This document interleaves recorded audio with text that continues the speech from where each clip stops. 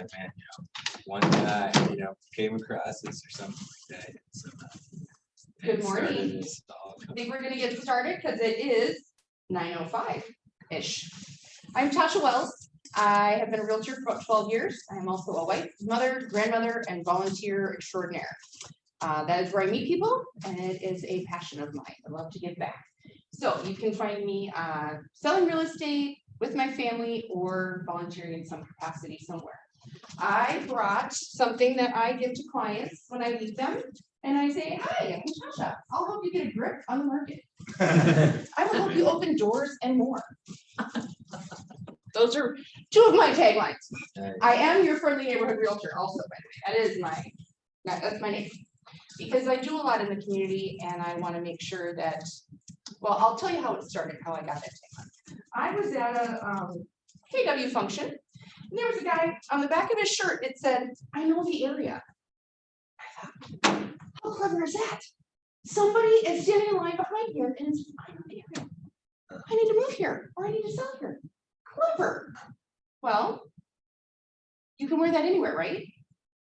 Doesn't matter if you're in Maple Grove or Apple Valley. You say, I know the area, you know the area. Right.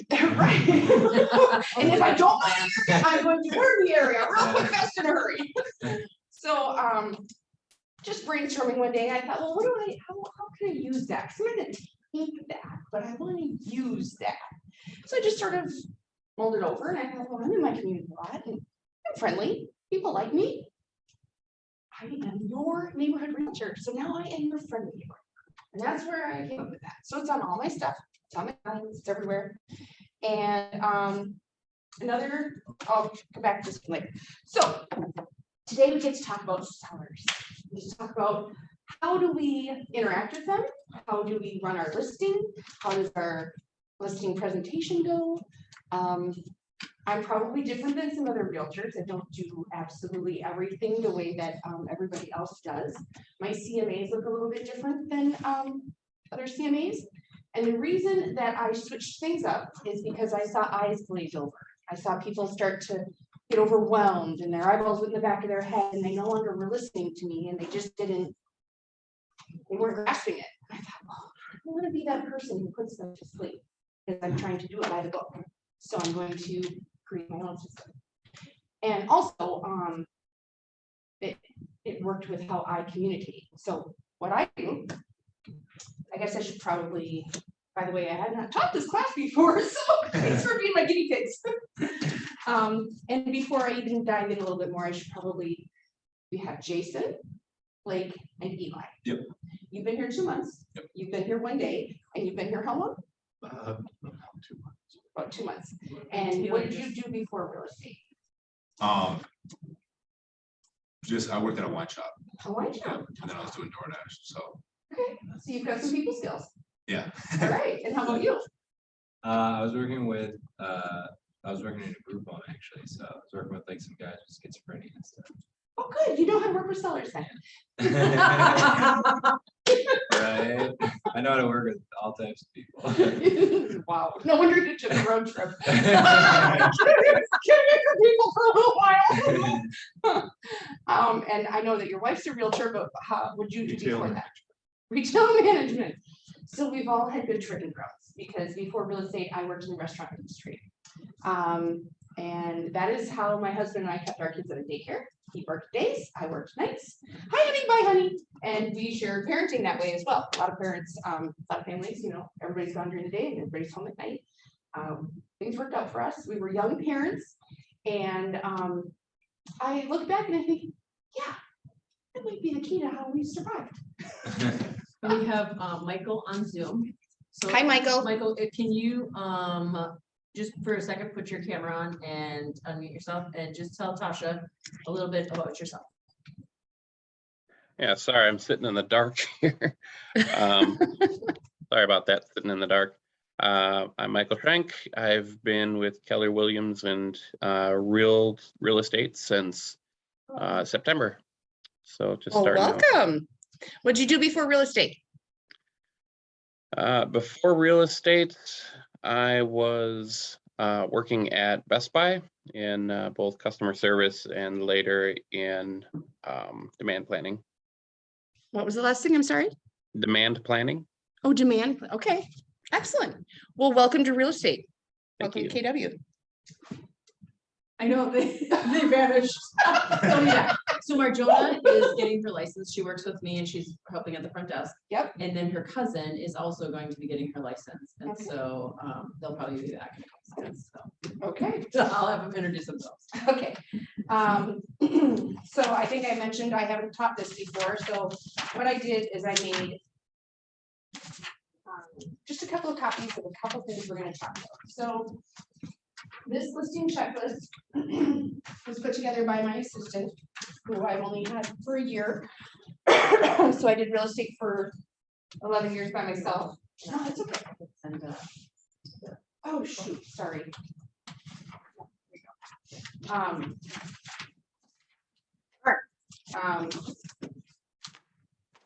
It isn't complete to everything we're going to talk about, but it's a good jumping on point.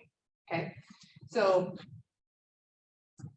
we're not even probably going to start with that. I just wanted you to have it in your hand. I'm going off of my appointment checklist. So the first thing that happens is you get a lead. What do you think you do with that lead? What do? You wait a few hours or days to call? Well, you're gonna call them immediately. As a realtor, what's the most important thing to do when your phone rings? Answer it. Answer it. Does it matter where you are? Not really, because your phone is ringing. So the thing that we all have in common is that we worked some sort of job where everybody came to us, right? They just walked in the door, and then what did we do? We took care of them, right? We learned how to take care of them. We learned how to take care of them well. We made them repeat customers. You learned things about them that were very quick and in a hurry. You learned what made them happy and what didn't make them happy, or just people in general. Like if I approach people in this way, they usually go the other direction. If I approach them this way, then they stick around. Those are things that it's intuition. You just kind of learn how to do those things, right? Well, then what happens in real estate? Do they walk through the door, or do you have to go out and find them? Right? The majority of my business is repeat clients and referrals. So I answer my phone just about all the time, or my text messages just about all the time, no matter where I am, even if I'm out with my family. But that's because they know that this is what mom does, or this is what grandma does, or this is what my wife does. But if it's not a great time for me to have a long conversation, I'm going to get as much information as I can and make a return phone call. And I'm going to stick to that time that I tell them to call them back, because there's other agents out there and we'll very quickly move on to the next one. We don't jump on it, right? Okay, so you've got the call, you've got the lead, you are now on the phone with them. Most important thing to do is gather as much information as you possibly can from them. Can you hear me, by the way, Michael? Sure can. Okay.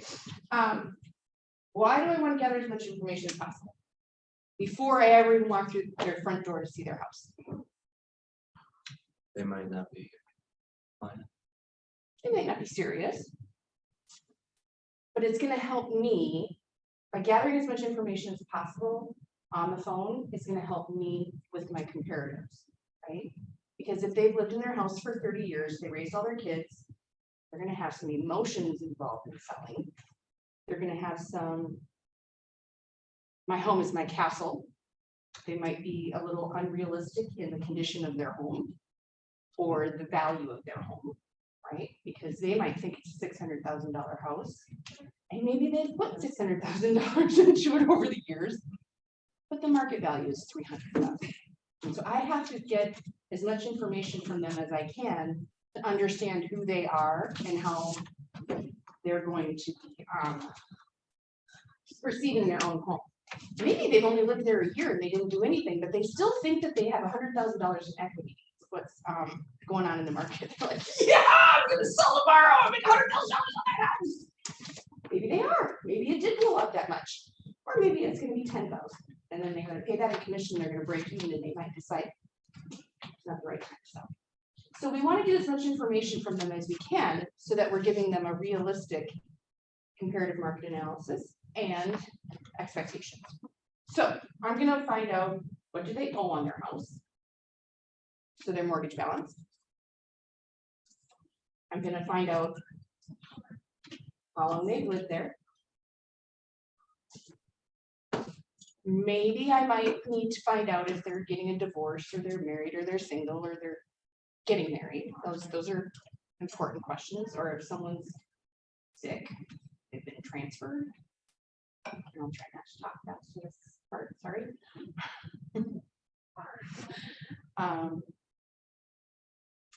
I recently had a transaction where my client's been divorced for 5 or 6 years.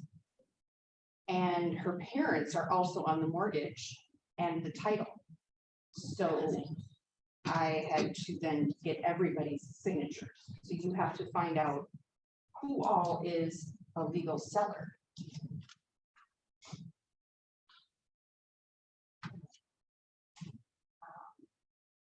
You want to know if it's a townhome, you want to get information on the association. Find out who the management company is, or the runs the mom and pop association, whatever that piece is, whoever runs it, you want to find out who that is up front, if you can.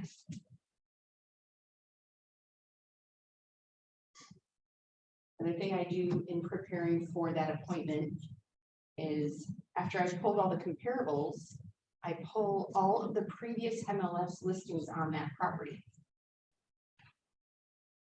How are we doing, girls? Marjona and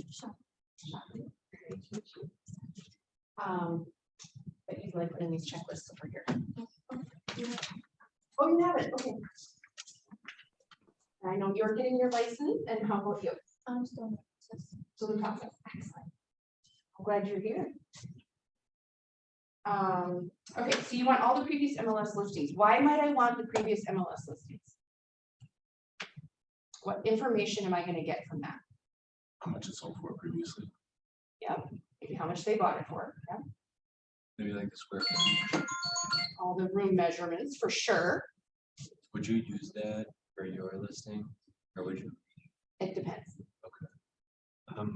Information about possible improvements that have been made once they bought it. I might also find out if they've ever listed it and not sold it. I'll use my own house as an example. 7 years ago, the market was a bit different than it is today. And I was not finding what I wanted in the city of Apple Valley. So I said, what the heck am I doing waiting for the houses to come on the market? I'm going to find one that's been on the market or could possibly go on the market. Pulled all the tax records. Scratch that. I did not pull the tax records quite yet. I pulled all of the canceled and expired listings in the city of Apple Valley for the last, I think it was 3 or 4 years at that time. And there was one house that had been on and off the market a number of times. And I thought, interesting. Pulled up the pictures. Oh, look at that window. Oh, look, it's a Rambler. Oh, it's what we're looking for. Took a little bit, but I found that person because they were renting their house out. So they weren't in it, right? Couldn't go to the door and knock. They did go to the door, but he wasn't there. And then they gave me the rental company. Did I want to call that rental company? No, I did not want to call that rental company because then I'd have another realtor call. So I found the seller on LinkedIn. Bought that house. My point is, how many times had it been on and off the market? Why? Because it was overpriced, right? So in this current market, this current market is so crazy that might not have worked, but I'm really grateful that it did 7 years ago because I love my house. So previous MLS listings, the reason we're going to pull them is because it gives you an idea of where has this house been, where has this family been, what is their journey, how many times has it been on or off the market, why, who was their previous realtor? If that realtor is still active, why didn't they call them?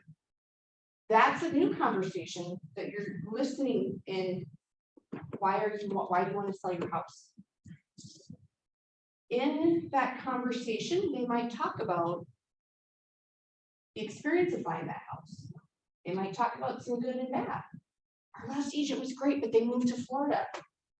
You know, our last agent didn't listen to anything. We didn't even want this house. They just told us it was the only one we could get. there's a lot of reasons that people, there's a lot of things people share with you in the phone calls or in the interview that you need to make note of, either writing it down or in your head. What do I not want to do for them? Right? I want to not force them into a house. What do I want to do for them? How do I want to make sure this experience is better? And how can I use that information nicely without throwing the other agent under the bus? We never throw another agent under the bus. We just make sure that we touch that point later of how we're going to do something different and better, right? All right, so I have gathered all the previous MLS information. Now I'm going to pull the tax records, because the tax records also give me information. Tax records are going to tell me what is the house. See, this is where they kind of get the value of their house as well. The tax records are going to show them what the city says their house is worth. So that's important. Also, in that conversation, if it feels comfortable, you're still on the phone right now.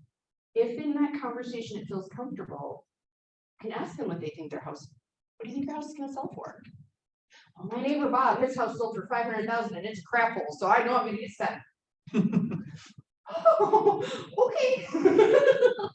Now you know when you're pulling comparables, you better be looking for $700,000 houses in that neighborhood to see if it's actually going to be able to do that, right? And if it's not, then you're going to need to prepare yourself for the conversation of a realistic expectation of a realistic list price. How do I get them to that one? Come back to that though. Okay, so I've gotten as much information as I can. I've set the appointment. Now I've pulled all the previous MLS listing paperwork and their tax records. And yes, the measurements are in there, and that is something that now that I have that, I'm at the appointment.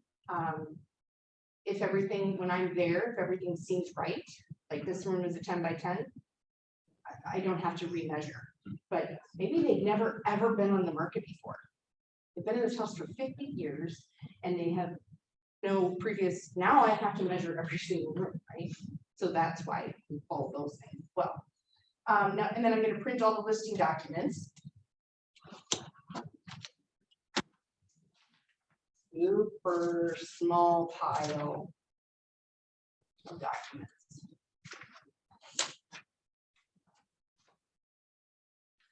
Of course, I would rather do all of them online, but these are a good, this is something you're doing with them and building some rapport, right? So we'll come back to those, but print all those documents. I grab this listings flyer to bring them. Somebody else's, I mean, like something else I've done past to show them the type of photography that I provide. And now I'm at the door. Oh, I'm sorry. Back up. I've asked them, why are they moving? And again, I'm listening well. I want to know negatives from their last experience in real estate. I also want to know positives because I want to build on those, right? I also want to know if they hate all their neighbors or one of their neighbors, somebody that I might need to be careful of, right?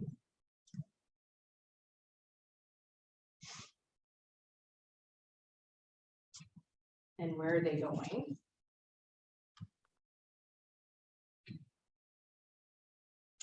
Is this somebody who I'm going to need to coordinate their purchase and their sale at the same time? Are they looking to buy and sell at the same time, or are they moving out of state? Are they getting a divorce? They're both going to rent. Do I need to help them find rentals? Are they, you know, we just need to figure out where we're going next. And then coordinating that. Okay, now I'm at their house. Hi, thanks for having me over. I'm gonna help you get a grip on the market, to help you open doors and more.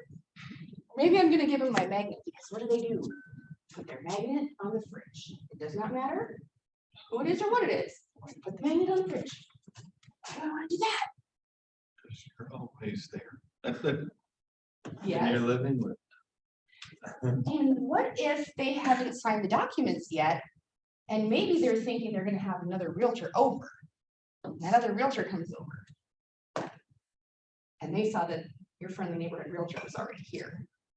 Since they know they can copy cut. That's your prime real estate is the refrigerator. Yes, yes. And this is a seasonal home maintenance checklist, so helping them out. Recipes also get put up there, biking schedules. I recently volunteered at a golf tournament, so instead of handing out something irrelevant to golf or relevant to golf, everybody hands out golf tees, everybody hands out golf balls, everybody hands out those little fix the divot things. I wanted to be different, so I had the PGA Golf Tour calendar printed out. And I am now on 150 refrigerators. People that I didn't get to talk to, but they got my card. I didn't go in the bottom of the drawer. And those don't go in the bottom of the drawer either. Those are a very good marketing tool. Those go in the top of the drawer and they use them all day, every day. Open jars, take out burnt light bulbs, broken light bulbs too, specifically. I've had to do that, hot broken light bulbs. Because before LED, they were hot. Now you don't burn your hands, but before. So you want to find little things to add to your business, to your marketing, to your swag that make you different than somebody else. That's where the point was for that. Okay, I'm now at the door. And how important is this document? Agency relationships. Pretty important. You have to do it the minute you walk in the door. But it's going to be the first document you sign when you're doing the rest of the stuff. Hot Lake, you guys are super new, no transactions. Well, you did. I just came, right? You sold the house already. But one day I don't think you have. Nope. Okay, and we're not there yet. So, okay. The first documents that I do, I'm not even gonna, why am I talking about documents? We aren't that far. See, I haven't done this class yet, so. So the first things that I do when I come in, we have our, brief conversation about this is so-and-so, we meet each other, right? If they have kids, they get their kids settled. We always want to sit in the kitchen. Kitchens kind of create comfort. If the kitchen is not a great spot, then maybe the living room. But sitting at the kitchen table is usually the best place because I can spread out the documents I need to spread out. I can have my laptop. So how I do, oh, hi, Taylor. I am so sorry. I did not hear you. You just joined up. Okay. Hello. Hi, Taylor. I'm Tasha. Hi, Can you put your Tasha. camera on for a hot second and introduce yourself? Yeah, I'm sick, so Okay, gonna don't. leave Just the tell us who camera you off. are and how long you've been a realtor. I've been a realtor for a few months now. I'm new to the market center, so I'm really happy to be here. And yeah, Congratulations on becoming a realtor and thank you for joining Thank us you. here in this class and at our office. And I hope you feel better soon.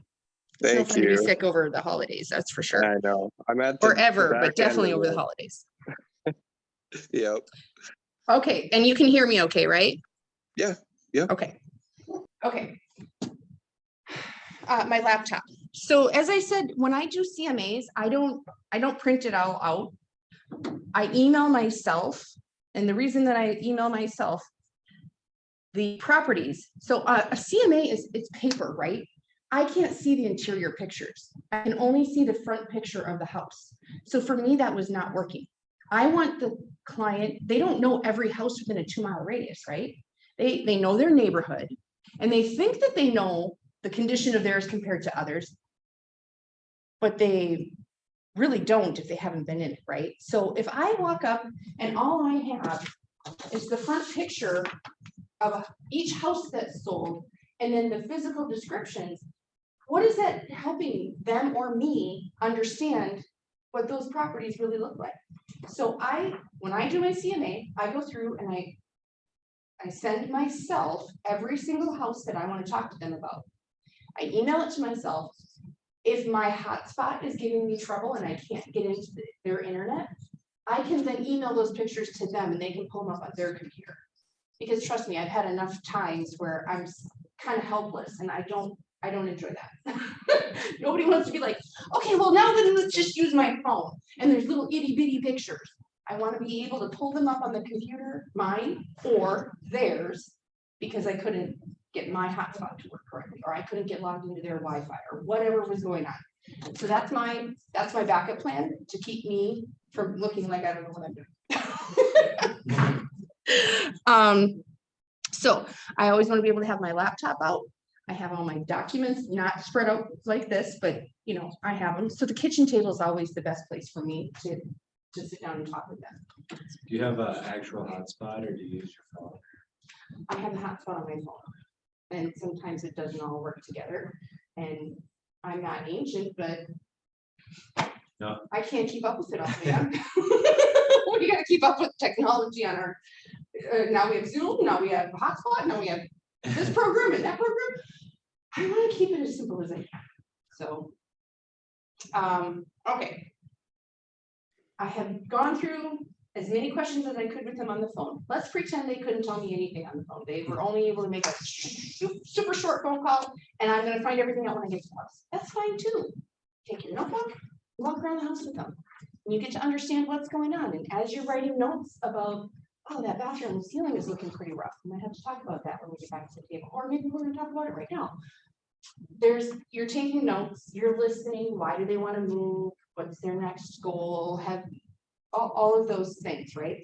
So now we're back at the table and I tell them about a little bit about myself and how I work and that I'm a full-time realtor. This is all that I do besides my family and volunteering. I'm available to them whenever they need me, but I also find out, I share with them, this is a crazy market and your house is beautiful or needs work, whichever, but you're going to have a lot of showings. A lot of showings. Your door is going to be like a revolving door. It's bing, bing, bing, bing, bing. Let's talk about what do you need to do this weekend, right? Or the weekend that we go on the market. It would be great if you could go out of town. Or put your house on coming soon on Monday.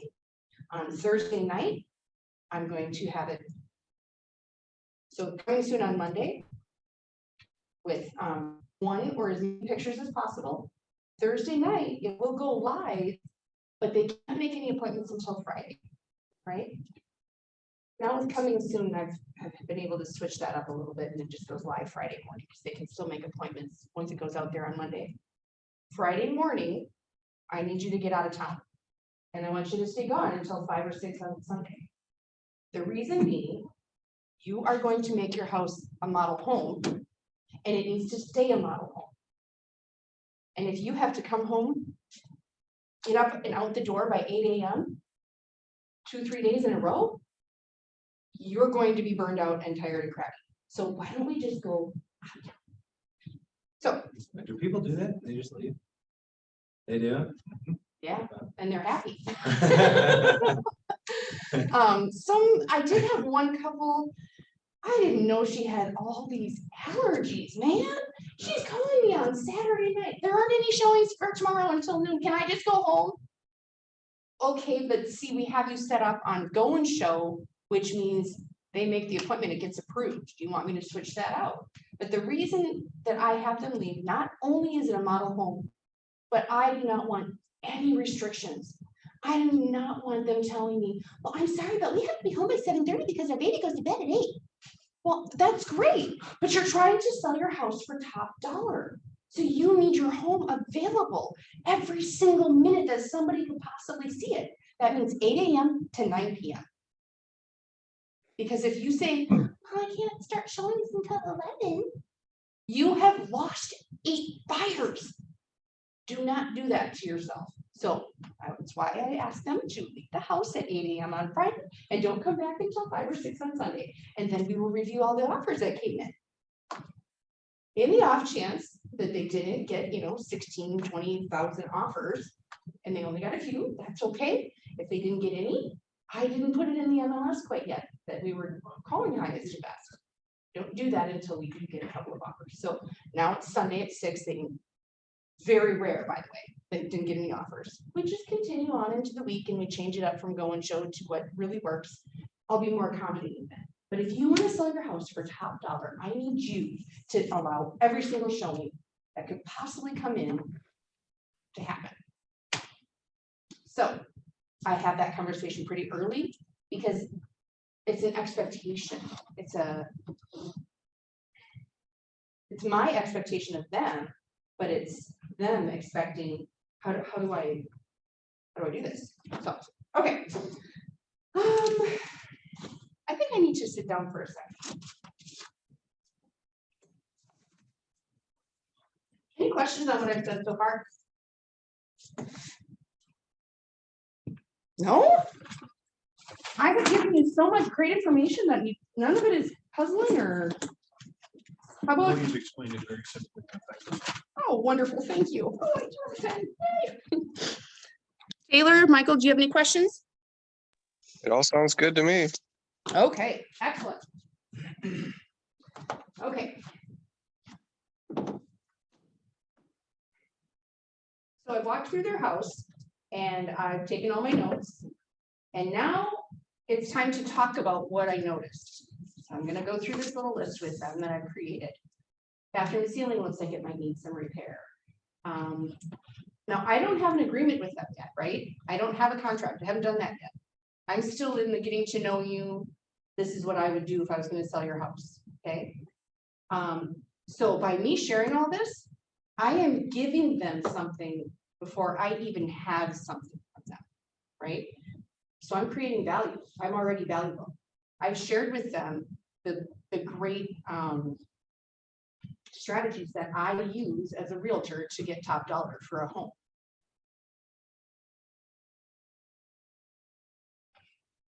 So the ceiling needs repair. I noticed this window had a crack. I'm going to talk about the nice things too, all the paint colors are great. So glad you don't have neon pink in that room. I'm so glad you went with soft pink, or, you know, all of the things that are good. We're going to talk about those too, because people need their home to be complimented. So do you do that like right when you get there? Or is that? Yes, throughout the entire time that I'm in their home, I'm giving them compliments Okay. on the things that are right. And I might point out the thing that, like the elephant in the room, I can't act like it's not happening, right? So I'm gonna say it. Or if it's minor, I'm gonna write it down. This is also a time when you need to be, they're gonna ask you questions like, what do you think of that paint color? Well, if it's a couple, they've probably been arguing about it. Right? One of them thinks it needs to go and one of them thinks it's fine. And you need to be up to date on trends, and you need to be up to date on, so there's trends and then there's classic style, right? There's things that are coming and going, and then there's things that are Standards. very just beautiful and standard. Yes. They probably asked you about the paint color because it's been an argument. So you decide it really should be toned down, or, you know what, I think this color is okay. You're gonna be all right. Yeah. Then one of them is gonna go, see, I told you. But it is what it is. You're trying to get them top dollar for their house. They may even ask you about, well, what about that rumple in the carpet over there? That's obviously something they've been discussing. And yes, I would really like you to have that stretched. Please get the rumble out of the carpet. Dang it, I bought it like that. Yes, I know. Especially if you were their listing agent when they bought it. I remember that conversation. I was I'm there. not sure why you haven't had that pulled out yet. I've lived with it for 3 years. Yeah. But listening to their questions, they're asking because they've already discussed it. And you need to give them an answer that helps them understand that you're also paying attention. How do you think, what do you think the best way to stay up with like trends is? I think just by going into houses and stuff, or just like a natural eye for it, I guess. You do any like? Part of it is a research? natural eye. And I'm gonna say this because I went into a realtor's house that was listed and I couldn't believe the lack of style. I was completely blown away, like, this is so-and-so's house? Like, it's 1972 in here, like, so some have a natural eye, some don't care. It's a financial investment to them, it's not a home.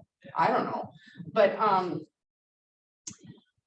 best ways to stay on top of things would be to watch some of the design shows, you know, Okay. Love It or Listed, Tarek and Christine, whatever their show is called. Probably not Selling Sunset. No, probably not Selling Sunset. You also don't want to be watching the Flipping the Small Town if you're living Right. in Twin Cities, right? So as cool as that show might be, we aren't all farmhouses. And, you know, the farmhouse style is in, but it's gonna go away. So that speaks again to the classic style plus the trendy. It's okay if it's an inexpensive, trendy thing, to have them switch out in a couple of areas. To capture those buyers that they want the trendy, that is okay to do. But just don't, you know, the whole house can't be a farmhouse. I think one of the things that Kelly does, and I know that has made sense to me, is like Parade of Homes.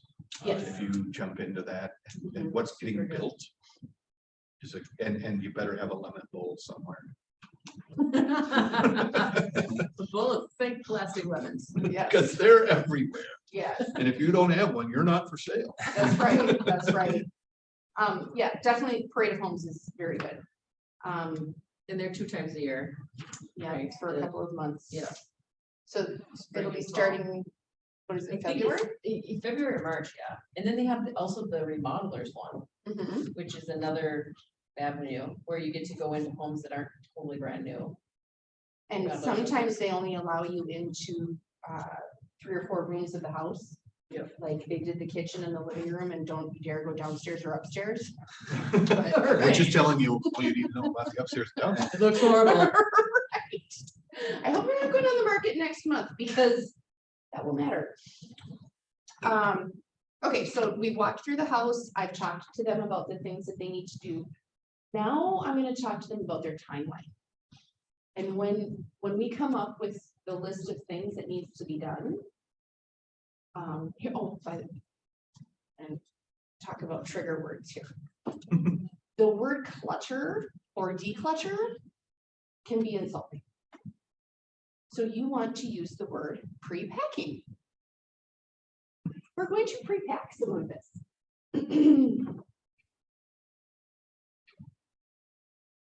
And if their furniture is arranged kind of weird, uninviting, we're going to talk about how we might want to rearrange the furniture a little bit.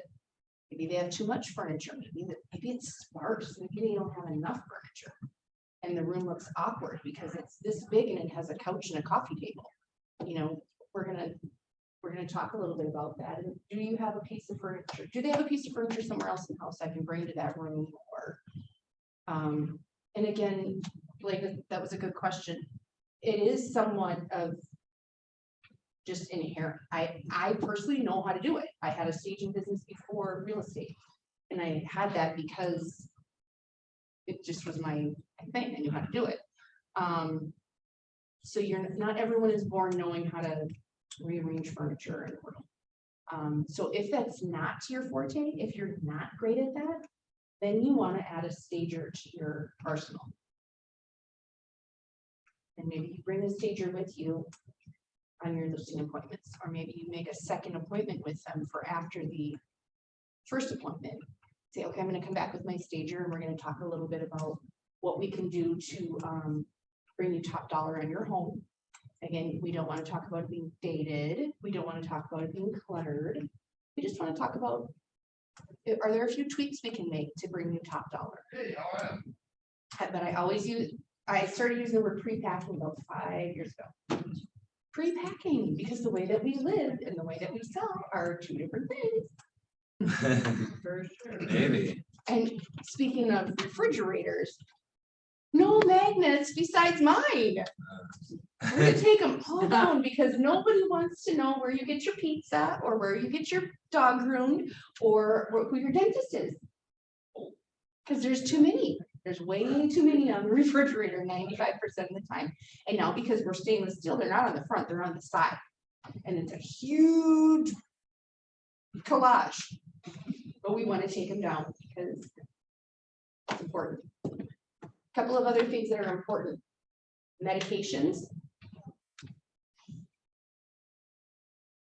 Firearms. Antique collections of knives and guns and whatever's on the wall. Jewelry.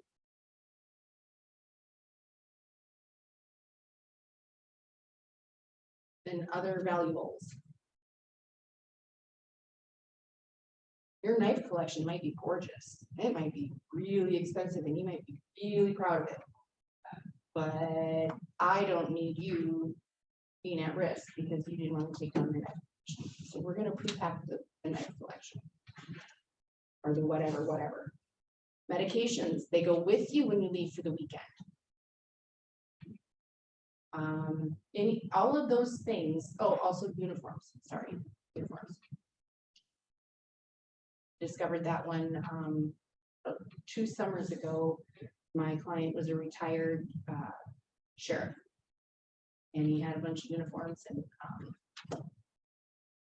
bulletproof vest kind of things. And we decided that wasn't great. Like, let's pack those. You want to take out as many identifying items as you can in a house, right? Maybe you don't want them to know you're a nurse or a doctor or a sheriff or a mall cop or whatever your career is. You don't need them to know that. So let's pack it away.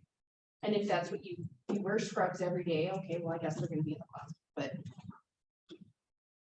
which also comes to family pictures on the wall.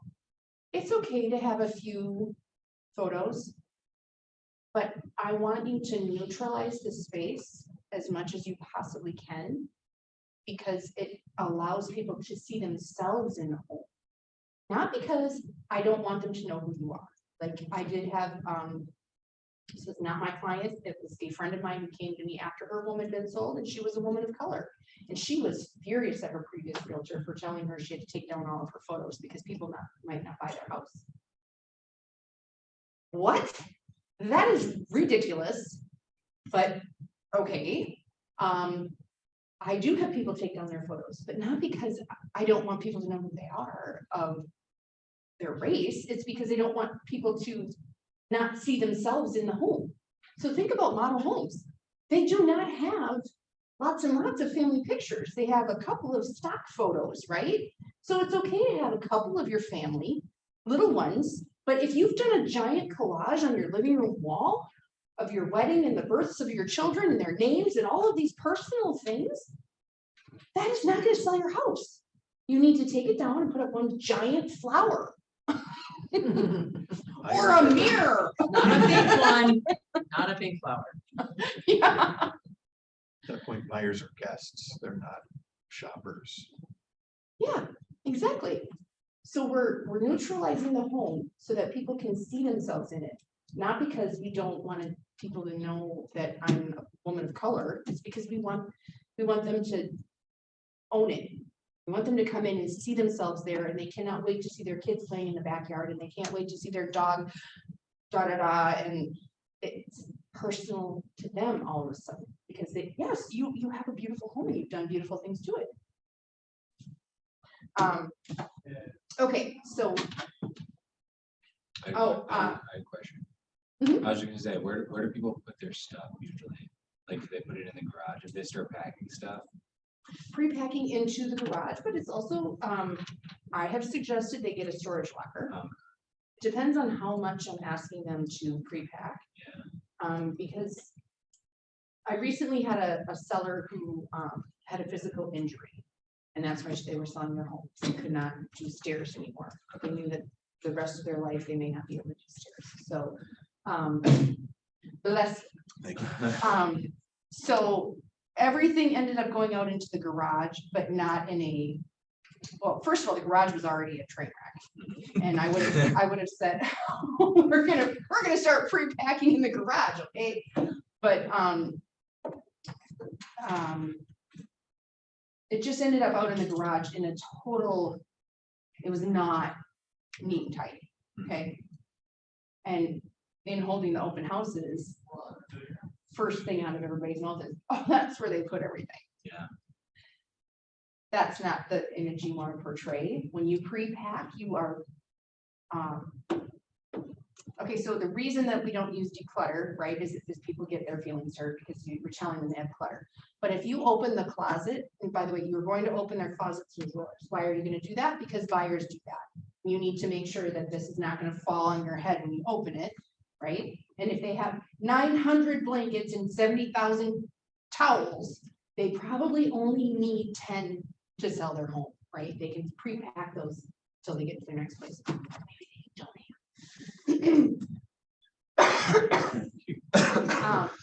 But where are they gonna put it? It depends on how much they have. That you either say, yep, garage is fine, basement's fine, or maybe we need to talk about getting a storage locker. Pods in the driveway are a no, in my world. There's other people who might say they're okay, but in my world, those are a no. If you want to get a pod and then store it until you're moved, that's fine, but it is not going to be in the driveway for pictures, and it's not going to be in the driveway while we're on the market. Why? Yeah. Well, yes, but what message am I giving you if I have a pod in my driveway? Get out of here quick. Desperate. Nope. Yes and no. Yes, but my reason is there's not enough room in this house for my stuff. So I had to get a pod. So, or even your stuff, there's not enough room in this house, there's not enough storage. And if storage is important to the next person, you just told them there's not enough storage space in this house by having a pod in the driveway. Especially if you walk in and the house is packed. You're like, whoa, man. And Yeah. they have a pod? And that's, you know, that's obviously that's personal, right? If they have a pod and they still have too much stuff, that means this person has too much stuff. But if the house looks right and then the pod's in the driveway, you really just said there's not enough storage space here. And we don't want to give that message. We always want to give the message of anybody can move in here and be as comfortable as they need to be. So that's why I don't want pods in the driveway. Okay, yeah, I have calendar on here for, we're gonna create a calendar with them of everything that we just said we were gonna do, right? Everything they agreed to do. But also, I want them to take their personal calendar off the wall. It's the other thing I don't want.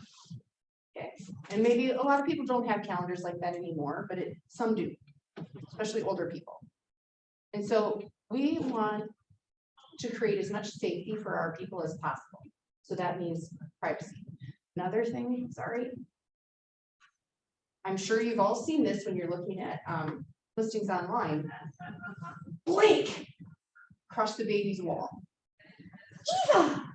Eva! I don't want the world to know my baby's names, okay? If you can kindly ask them to take them down and put something else up, I would recommend it. That's just because I think there's some weirdos in the world. So, They don't seem to respect you for saying that, because that's something they won't have thought of. right. Because your house is now on the World Wide Web, right? Not every person who surfs the internet looking for houses is looking for houses. Your address, your child's name, everything is just posted. Yep. Super bad. Okay. And your open house schedule. So, speaking of open houses, at the end of your open houses, I want you to go through and make sure every single window and every single door is locked. Because not every person who comes through your open house is legit. You're doing your very best to screen them as they walk in, right? You're staying by the door, you're greeting them, having them sign their name. But in an open house where there's 32 people walking in at the same time, you cannot be everywhere at once. And you three are males, we are females. I do not leave the front door. I do not follow people around a house. That's why I've had them get rid of their firearms, their medications, their jewelry, and anything valuable, because I cannot follow them around the house. If I did that, I could be endangering myself, and I will not do that. So. Open houses. Check all the doors and windows at the end of it. Look in the closets if you feel the need to. But I'm sure you've seen everybody leave, but that doesn't mean that they didn't leave something open to get in later. Okay, not to be doom and gloom, but you're protecting yourselves and your clients. All right, now we're gonna talk about the things that we found that need to be done, and we're gonna make a calendar. We're gonna say, okay, so realistically, when do you think that you can get this done? Well, I can't get that ceiling done. I'm not, I don't know how to do that. Okay, well, do you have a contractor? No, I don't have a contractor. Okay, let me give you a couple of names. And you give them a couple of names. Olivia just recommended the most amazing app to me, and I am so excited because, to be honest, finding contractors right now is really difficult. Even if you have a couple that you work with already, they're booked. And some of them, even though you're friends or you're whatever, they're flaky. And that's just not okay.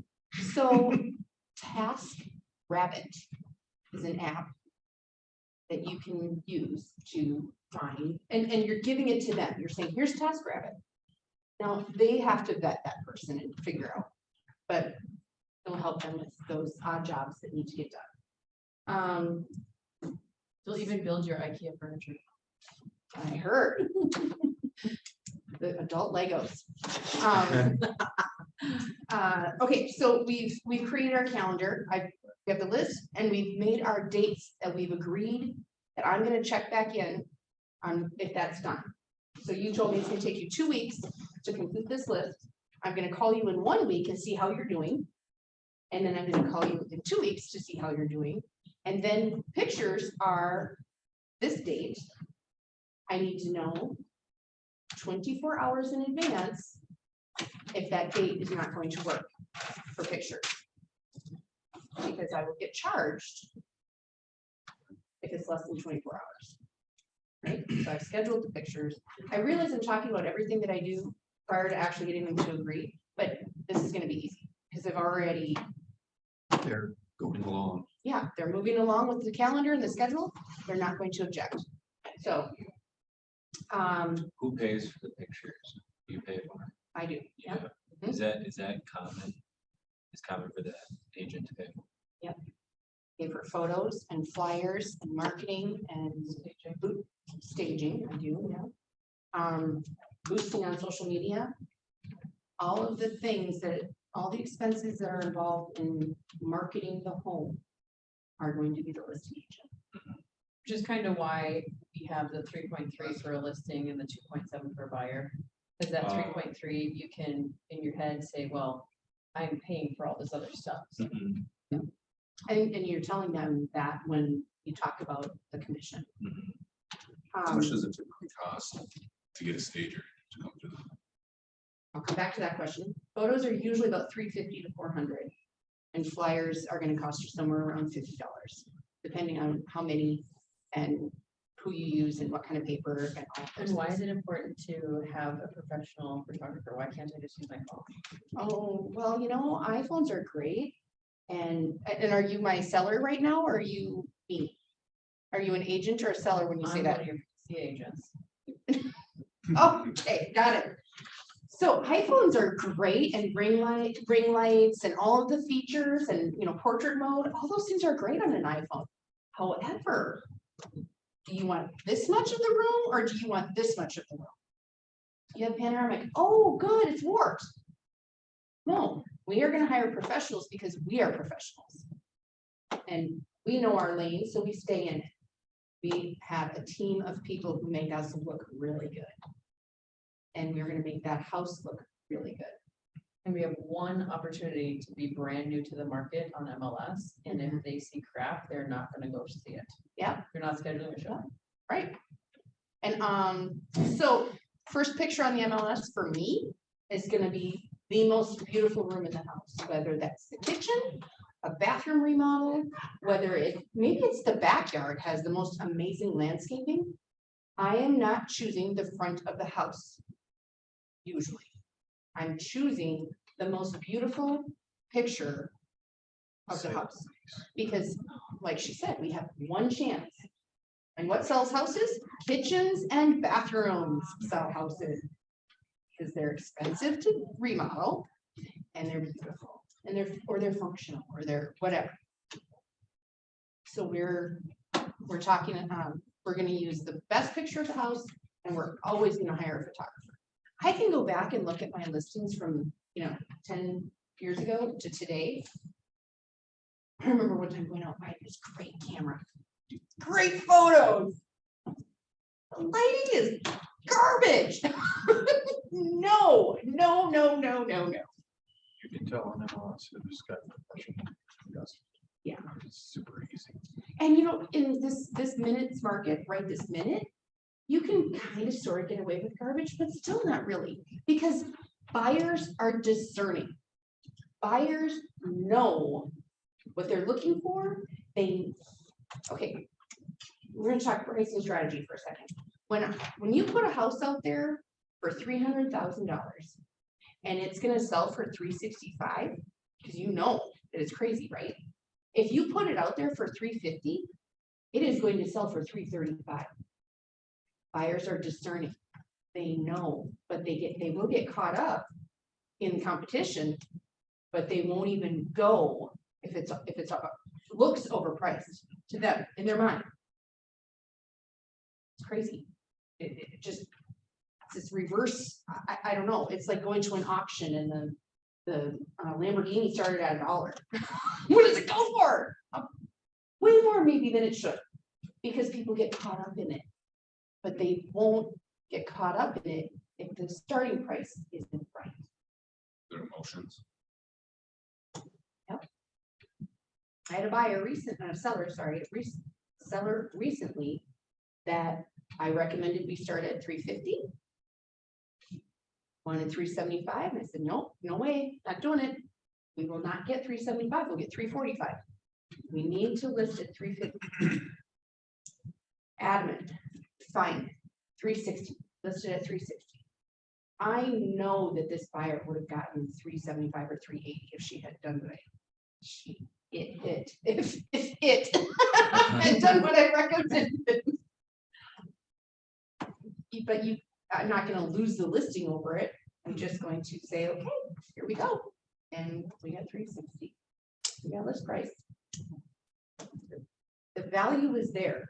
The higher value was there. But we had to capture them at the lower price to get them there. So and I've been using that strategy well before the market went insane. I started that strategy and I wasn't like, crazy like some people, like listing at 3 and getting 365. I was more like, if all the comparables that I ran said that it should sell for 300, then I would suggest we list at 290 or 295, and I knew I'd get more than 3.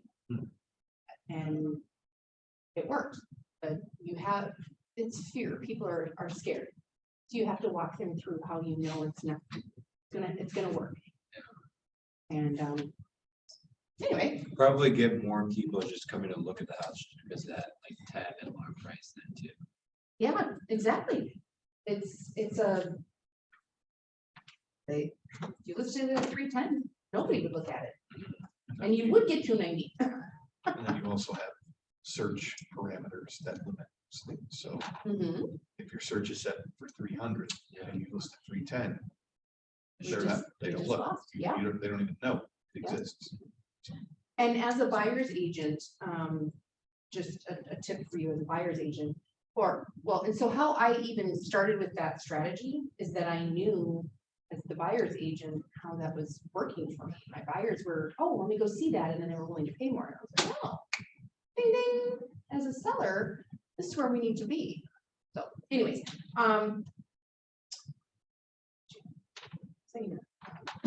lost my train of thought. I'm sorry. We're talking just about prices. From a buyer's agent. Oh, well. Be careful with your search parameters. Yes. Yes, your search parameters. The real thought will come back. Okay, so we've created the calendar of when we can get things done. I have written down all the amazing features about the house so that I can create feature cards, which is or points of interest. Usually there's red. My printer was being weird, but the red would be in my logo. So point of interest cards. I print them on cardstock, not paper. And then I, if my handwriting is nice, I'll write it in. If not, I will print it on here and then print them out and cut them with my actual paper cutter. And I will put them around the house. Like if all of the switches were dimmable, I would put that by each switch. I'm dimmable. If the windows are brand new windows, 2021, on the window, front door, some feature about that. The doorbell doesn't stay. Put it by the doorbell or by the front door. Garage is heated and insulated. Put that on the garage door. Point of interest. They cannot remember everything on a feature sheet as they're walking through the house. They can't remember everything in the MLS about why they wanted to see that house. Point out the things that are amazing about the house as they're walking through it. It shows other agents that you're professional. It impresses the buyers that they get to see the things that, you know, you're pointing out the things and that excites them. Oh, this has this or this. And it your sellers appreciate it. You're showing the value of their home. I've also done these in picture frames if it needs to be on counter. Like I had a listing with a dual fuel stove and oven. That's very rare, right? So I wanted to point that out. Well, I'm not gonna put a piece of paper on a stove oven, so I put it in a picture. No, why not? I know. Another thing I've done with my points of interest, if a furnace is brand new, I love clip art. I just have a lot of fun with it. I saw this, I took it from another agent. She had clip art around the house, different things. So not just like professional looking ones, but kind of cute ones, like on the furnace. The furnace was new. So I found a picture of a furnace looking kind of like a bouncing baby. And I was like, I'm brand new, and put that on the furnace. Can you put that on the mag? So just find ways to point out the features of a home that make it either fun, unique, or professional. Please remove your shoes by the door. Mine looks different than everybody else's because I wanted it to. When we were talking a moment ago about listening to your clients, listen to everything they're saying to you and what's important to them. I had a client that was very adamant that nobody use their toilets. Okay, well, as agents, we know that, right? But put signs in the bathrooms and tape them shut with blue cleaner tape. Okay, it was important to her. You do what is important to your clients. We've neutralized the home, and so I'm going to share with you how I have overcome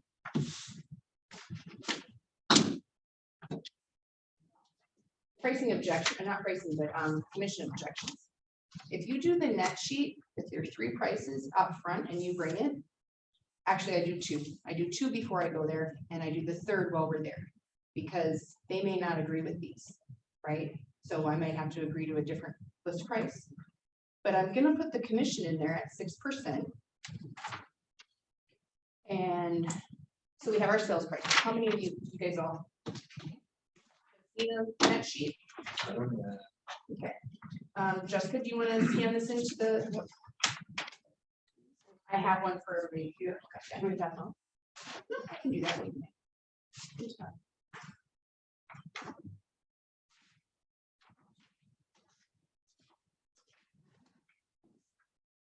Mind sharing that one? And you can have that one. Thank you. And you can have that one. And when she comes back, you can have another one. So the net sheet. Sure. You're gonna put the first price that you guys agreed on, and their mortgage payoff. You've maybe found out in the conversation on the phone if they have a second mortgage or a HELOC. So when you're asking them if they have a second mortgage or a HELOC, thank you. So when you're asking them if they have a second mortgage or a HELOC, some people don't know that their HELOC, which is a home equity line of credit, or maybe they have a line of credit and they don't know it's attached to their home. I had a seller who did not know their line of credit was attached to their home. I don't know why they didn't know, because there's steps, right? But they didn't know it was attached to their home. So their equity was like 15,000 less at the table, which they did find out maybe halfway through after we got their offer.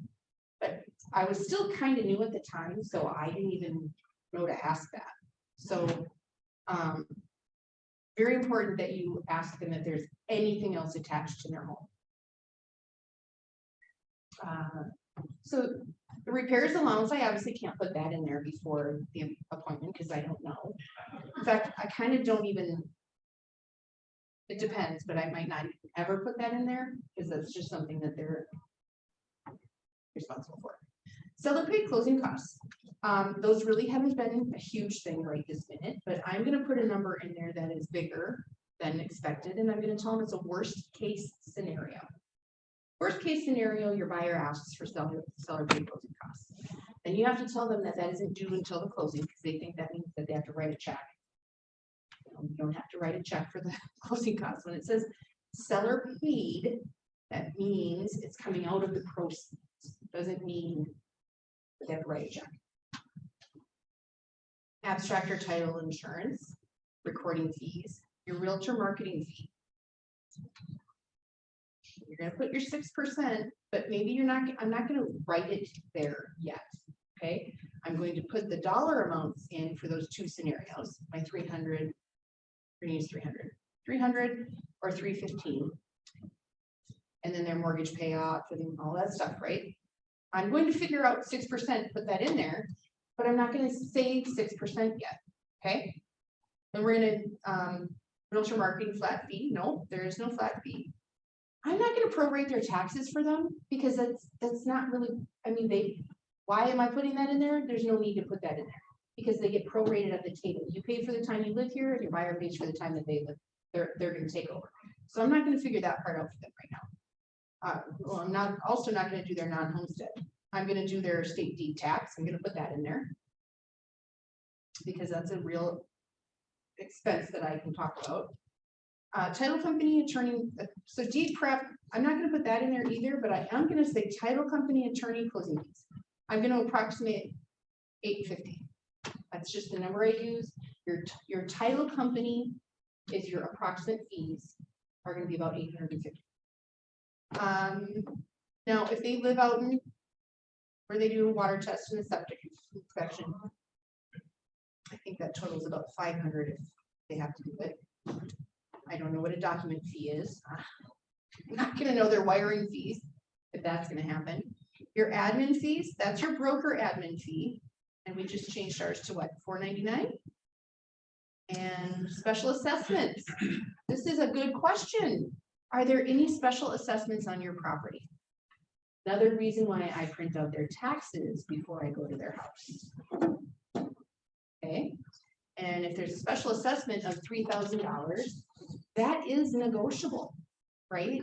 The buyer may take that on, especially in this market where they're willing to get their firstborn child. They might be willing to take on that special assessment. So we're going to put it in here as a worst case scenario of $3,000 that the seller has to pay. But what if they don't? That's great. We don't need a survey. HOA docs are about $500. Judgments or tax liens. Another good question. Do you have any judgments that are attached to your house? Do you have a tax lien attached to your house? Is there unpaid taxes that the government has said, you owe us money? Or is there a mechanics lien? They had work done and didn't pay them. A mechanics lien sounds like a car, right? Mechanic, but no, it's any kind of contractor. It could be the cement work in your front yard or front driveway. It could be the new deck you put on. If you haven't paid them in full or have an agreement on your repayment plan, they can put a lien on your house and they get paid before you do. Okay, so if you drove up and you noticed that there were flags in the driveway because they just got a new driveway, it's okay for you to ask them right here in this line, hey, you have any outstanding, any debts attached to the house? It's okay to ask. It's not easy, but it's okay. Home warranties. What do you know about home warranties? Sometimes they're nice, sometimes, I know my seller bought one because we were selling their house in the winter. They have a pool. Mm. And you're not gonna really be able to inspect that pool properly. So her thought was by throwing a home warranty, that will reassure the buyers that if there were any problems with the pool, that they would be covered. Good. Good, good, good. So home warranties vary in price from about 500 to 900, depending on the company and the coverage. Buyers can buy them themselves and finance them with the house, or sellers can provide one for buyers. Sometimes the buyer asks for it. Sometimes the seller just offers it. I think they're great because there's a company called American Home Shield, so AHS, and they have seller's coverage that I have been using as a way to, when I'm representing buyers, I offer to put seller's coverage on the property from the date of the agreement until the closing. So when you're buying a house in winter, should the furnace go out 2 days before closing, that seller's coverage covers furnace. Also want to put it on the date of the agreement because you want it on before the home inspection. If something came up in the home inspection, which people are now thankfully getting again versus waiving them. Let's say that the inspector says, this furnace isn't looking like it's been taken care of, or I'm concerned about this, or it should be cleaned or tuned, or maybe it has a cracked heat exchange. They saw high CO2 levels in the inspection. You have seller's coverage, so now the seller pays $100 to have the furnace serviced, tuned, cleaned, inspected, certified. Oh, it is a cracked heat exchange. They don't pay any more. In the heat exchanger. So sellers appreciate when buyers offer them because then they're covered. They're not having to pay any more than $100. Maybe they know their furnace is on its last leg. They're going to take your offer before they're going to take the one that didn't want a home warranty, or and is having an inspection.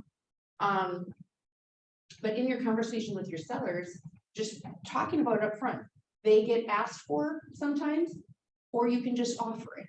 And so it's an expense. So we're going to put it in here, it's 900.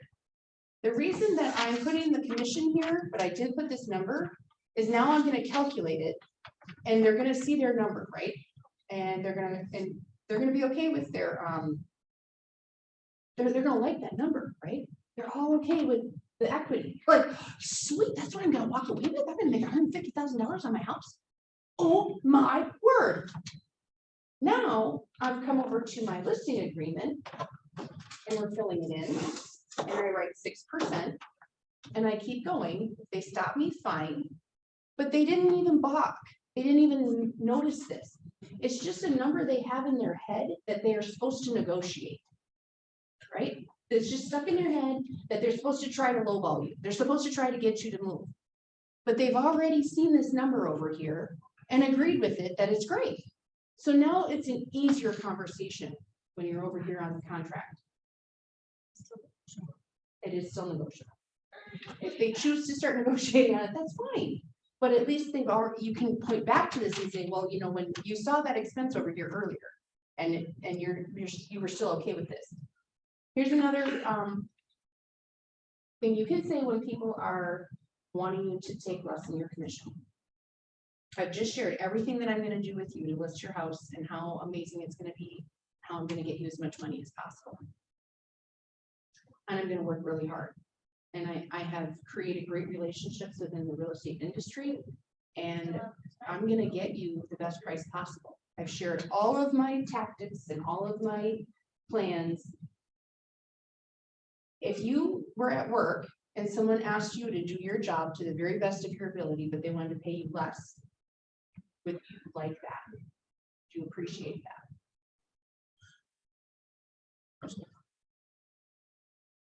Do you feel like they value you? And that's how you protect yourself. Now, if they still want to negotiate, you can be willing.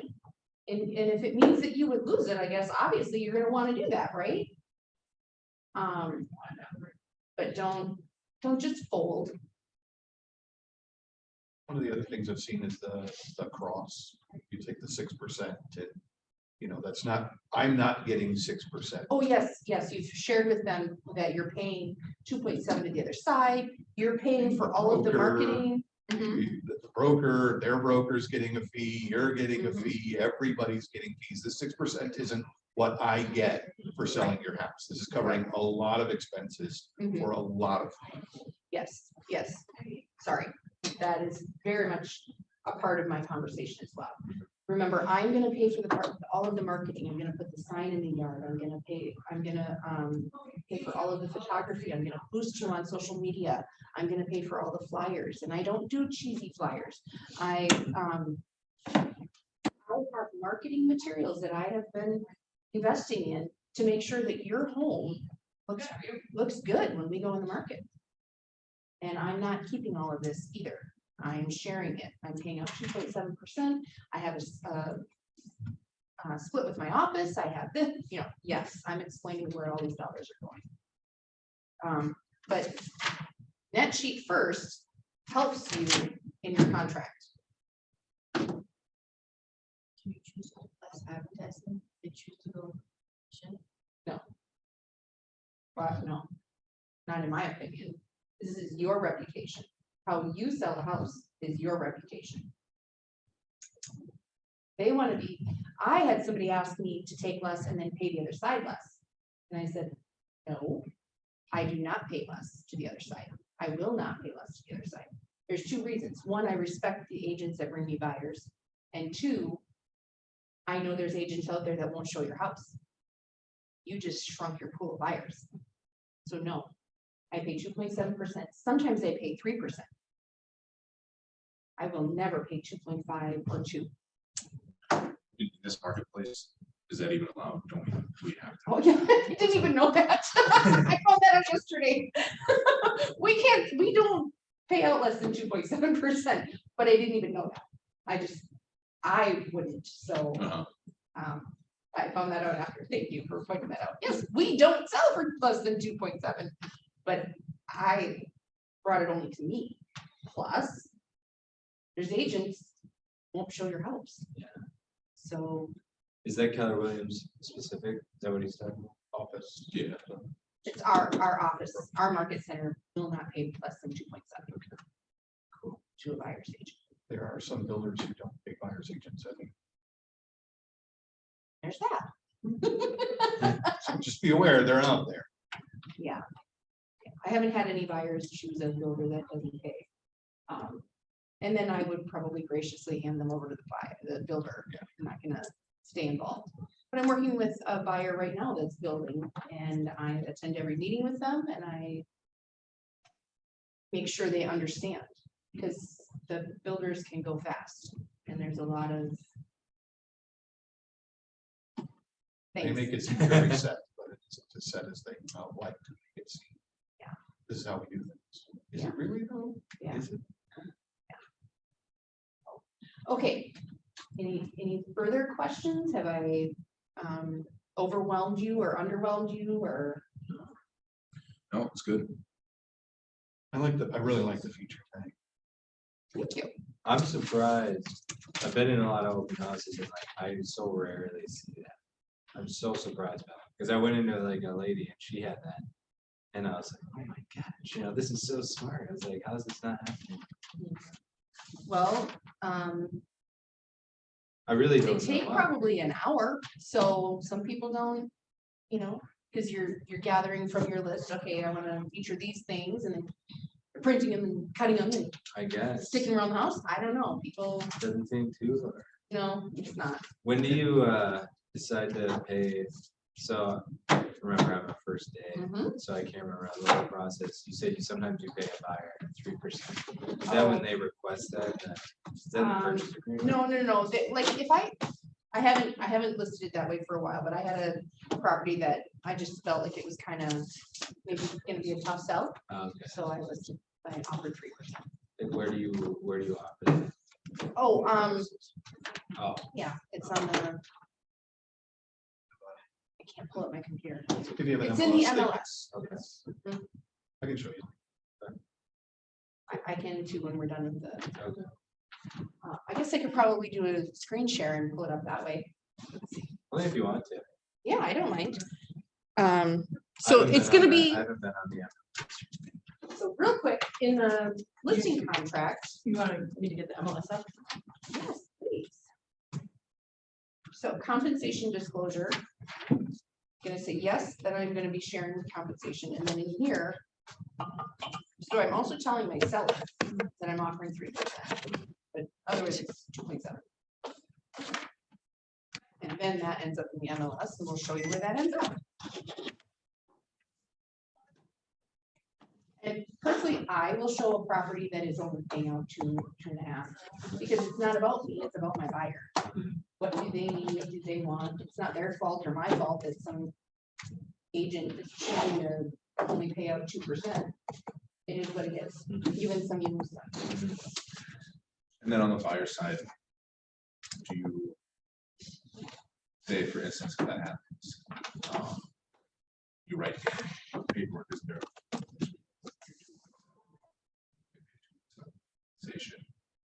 Say, show you a builder that is paying 0, would you be okay with paying up to the 2.7, whatever it is?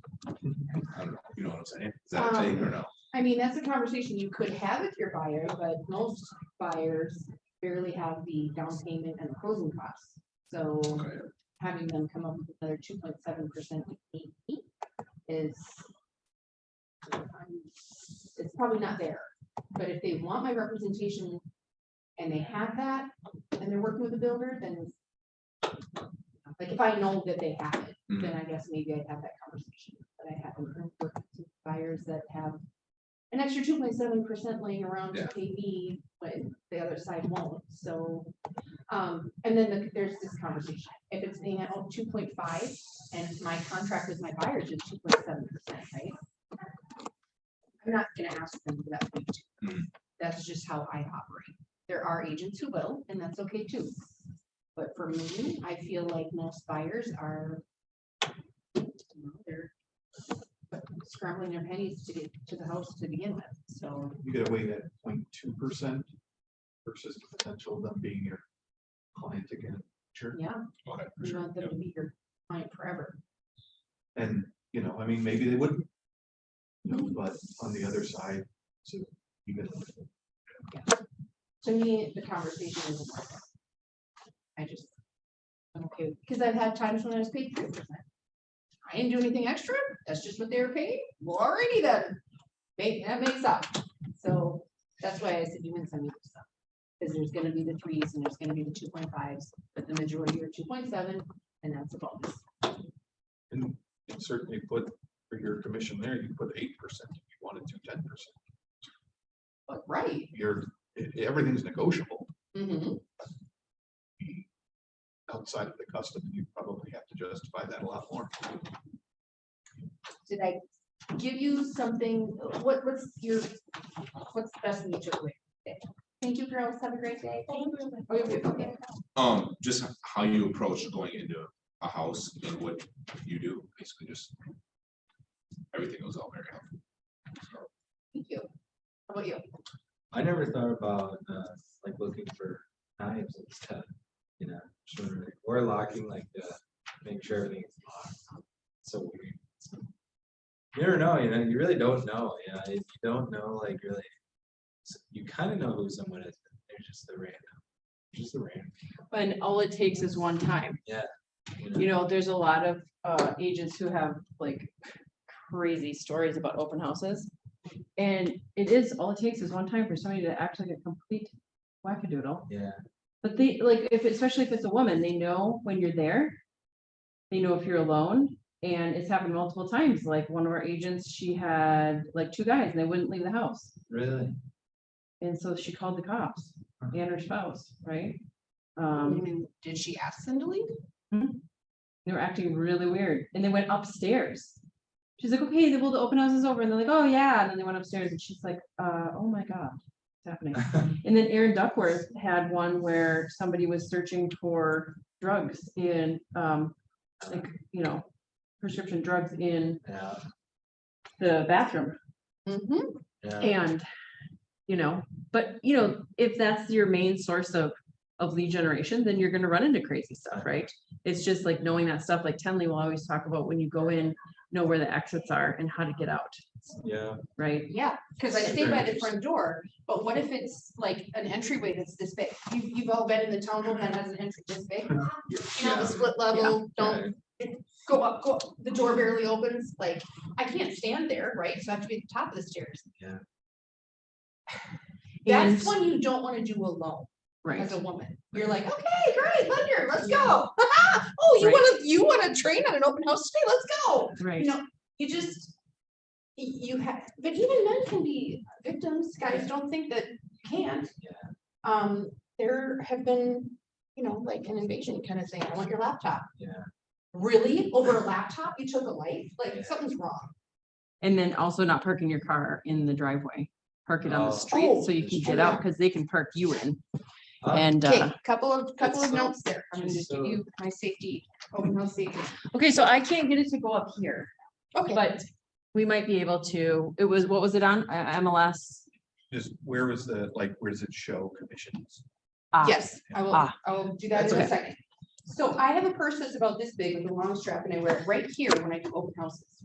It's open, I keep my business cards in here and my phone, my key is in my pocket. And I stay by the front door. I also know all my exits.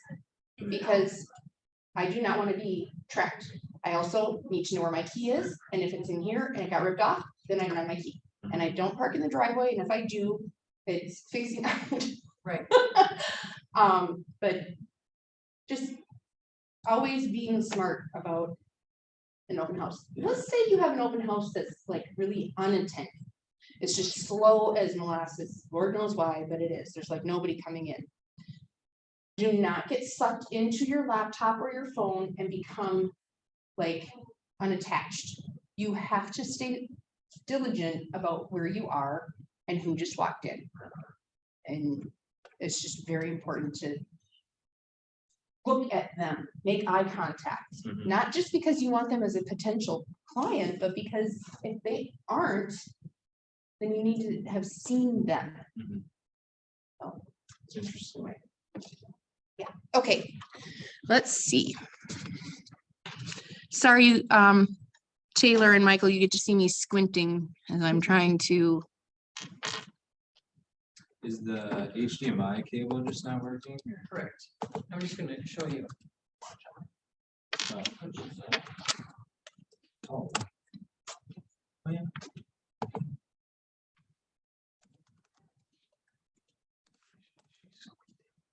Yes, I am. What? Okay, did you put your number in or my number in? What's going I on? think it was your number. Oh, I just opened it up a tab. I see. Okay. All right, so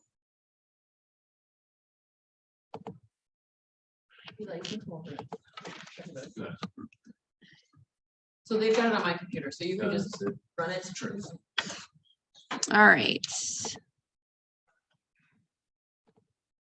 So here is some random listing. My people don't want a townhouse. How did that end up in there? Okay. I'm gonna go down here to the bottom. It's under your financial remarks and You guys can go- cooperating broker compensation, buyer broker comp 2.7% is where where you are going to find that. Oh, Right. oh, yeah. I told her to just come up and look at your screen, Tasha. Okay. What you're talking about. So he wanted to know where is the cooperating brokers compensation listed. So this is a listing, some random listing. And This is where you get all your information that on cars. about the property, blah, blah, blah. And make sure you do. And then down here at the bottom, 360, because 360 will be everything. cooperating And broker you don't want the compensation. listing to I'm paying out on it, 2.7%. That's how much you get paid then? No, well, if I'm representing the buyer. Okay. And then the total commission is not listed Okay. anywhere. That's between you and the seller Okay. and your brokerage. And then the title company, because they cut the checks.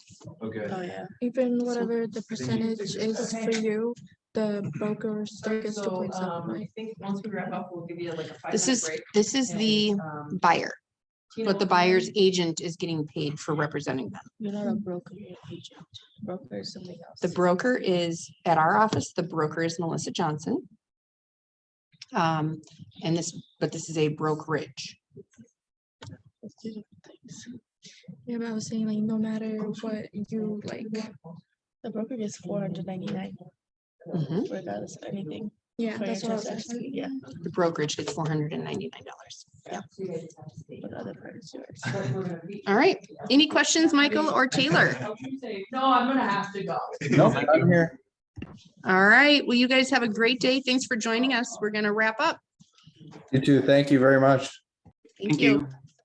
Do you want me to turn it off? Yes, you can. Okay, so guys, I'm gonna do the same thing as yesterday.